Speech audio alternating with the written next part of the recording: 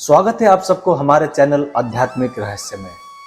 और हमारे साथ इस रामायण की यात्रा में जुड़ने के लिए बहुत बहुत धन्यवाद। अगर आप पहली बार हमारे चैनल पे आए हो तो प्लीज चैनल को सब्सक्राइब जरूर करें। तो चलिए शुरू करते हैं। बाल कांड 5वां सर्ग। राजा दशरथ द्वारा सुरक्षित अयोध्यापुरी का वर्णन। ये सारी पृथ्वी पूर्व काल में प्रजापति मनु से लेकर अब तक जिस वंश के विजयशाली नरेशों के अधिकार में रही है, जिन्होंने समुद्र को खुदवाया था और जिन्हें यात्रा काल में 60,000 पुत्र घेर कर चलते थे, वे महाप्रतापी राजा सगर जिनके कुल में उत्पन्न हुए, इन्हीं इक्ष्वाकुवंशी महात्मा राजाओं की कुल परंपरा में रामायण नाम से प्रसिद्ध इस महान ऐतिहासिक काव्य की अवतारणा हुई है। हम दोनों आदि से अंत तक इस सारे काव्य का पूर्ण रूप से गान करेंगे। इसके द्वारा धर्म, अर्थ, काम और मोक्ष चारों पुरुषार्थों की सिद्धि होती है। अतः आप लोग दोष दृष्टि का परित्याग करके इसका श्रवण करें। कौशल नाम से प्रसिद्ध एक बहुत बड़ा जनपद है जो सरयू नदी के किनारे बसा हुआ है। वह प्रचुर धन धान्य से संपन्न, सुखी और समृद्धशाली है। उसी जनपद में अयोध्या नाम की एक नगरी है जो समस्त लोकों में विख्यात है। उस पुरी को स्वयं महाराज मनु ने बनवाया और बसाया था। वह शोभाशालिनी महापुरी 12 योजन लंबी और 3 योजन चौड़ी थी। वहां बाहर के जनपदों में जाने का जो विशाल राजमार्ग था, वह उभय पार्वों में विविध वृक्षावलियों से विभूषित होने के कारण अन्य मार्गों से विभक्त जाना पड़ता था।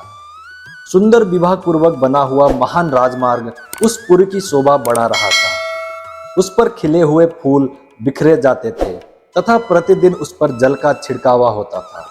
जैसे स्वर्ग में देवराज इंद्र ने अमरावतीपुरी बसाई थी, उसी प्रकार धर्म और न्याय के बल से अपने महान राष्ट्र की वृद्धि करने वाले राजा दशरथ ने अयोध्यापुरी को पहले की अपेक्षा विशेष रूप से बसाया था। वह पुरी बड़े बड़े फाटकों और किवाड़ों से सुशोभित थी। उसके भीतर पृथक पृथक बाजारें थी। वहां सब प्रकार के यंत्र और अस्त्र शस्त्र संचित थे। उस पुरी में सभी कलाओं की शिल्पी निवास करते थे। स्तुति पाठ करने वाले सुत और वंशावली का बखान करने वाले मागध वहां भरे हुए थे। वह पुरी सुंदर शोभा से संपन्न थी। उसकी सुषमा की कहीं तुलना नहीं थी। वहां ऊंची ऊंची अट्टालिकाएं थी जिनके ऊपर ध्वज फहराते थे। सैकड़ों तोपों से वो पुरी व्याप्त थी। उस पुरी में ऐसी बहुत सी नाटक मंडलियां थी जिनमें केवल स्त्रियां ही नृत्य एवं अभिनय करती थी। उस नगरी में चारों ओर उद्यान तथा आमों के बगीचे थे। लंबाई और चौड़ाई की दृष्टि से वह पुरी बहुत विशाल थी तथा साखू के वन उसे सब ओर से घेरे हुए थे।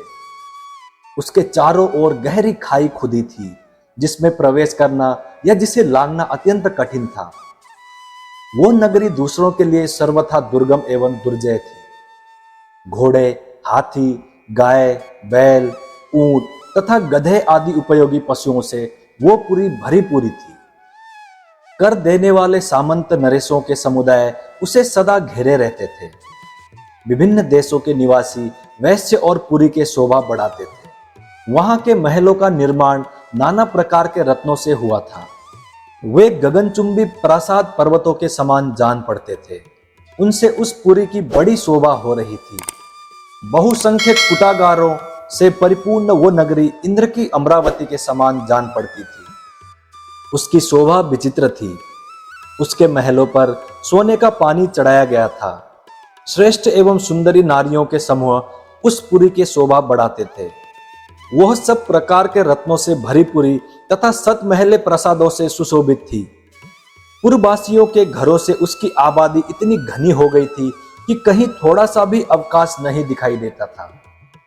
उसे समतल भूमि पर बसाया गया था। वो नगरी जड़हन धान के चावलों से भरपूर थी। वहां का जल इतना मीठा या स्वादिष्ट था मानो ईर्ख का रस हो। भूमंडल की वो सर्वोत्तम नगरी दुंदुभी, मृदंग, वीणा, पणव आदि बागों की मधुर ध्वनि से अत्यंत गूंजती रहती थी। देवलोकों में तपस्या से प्राप्त हुए सिद्धों के विमान की भांति उस पुरी का भूमंडल में सर्वोत्तम स्थान था। वहां के सुंदर महल बहुत अच्छे ढंग से बनाए और बसाए गए थे। उनके भीतरी भाग बहुत ही सुंदर थे। बहुत से श्रेष्ठ पुरुष उस पुरी में निवास करते थे, जो अपने समूह से बिछड़कर असहाय हो गए हो, जिसके आगे पीछे कोई ना हो, अर्थात जो पिता और पुत्र दोनों से हीन हो, तथा जो शब्दवेदी बाण द्वारा वेदने योग्य हो अथवा युद्ध से हारकर भागे जा रहे हो, ऐसे पुरुषों पर जो लोग बाणों का प्रहार नहीं करते, जिनके सदे सधाए हाथ शीघ्रता पूर्वक लक्ष्य भेद करने में समर्थ हैं, अस्त्र शस्त्रों के प्रयोग में कुशलता प्राप्त कर चुके हैं, तथा जो वन में गरजते हुए मतवाले सिंहों, व्याघ्रों और सुअरों के तीखे शस्त्रों से एवं भुजाओं के बल से भी बलपूर्वक मार डालने में समर्थ है, ऐसे सहस्त्रों महारथी वीरों से अयोध्यापुरी भरी पुरी थी। उसे महाराज दशरथ ने बसाया और पाला था। अग्निहोत्री, समदम आदि उत्तम गुणों से संपन्न तथा छहों अंगों सहित संपूर्ण वेदों के पारंगत विद्वान श्रेष्ठ ब्राह्मण उस पुरी को सदा घेरे रहते थे। वे सहस्त्रों का दान करने वाले और सत्य में तत्पर रहने वाले थे। ऐसे महर्षि कल्प महात्माओं तथा ऋषियों से अयोध्यापुरी सुशोभित थी तथा राजा दशरथ उसकी रक्षा करते थे। इस प्रकार श्री वाल्मीकि निर्मित आर्ष रामायण आदि काव्य के बालकांड में 5वां सर्ग पूरा हुआ। उम्मीद करता हूं कि श्री राम आपकी सारी मनोकामनाएं पूरी करें। जय श्री राम, जय हनुमान। अब मिलते हैं अगली वीडियो में।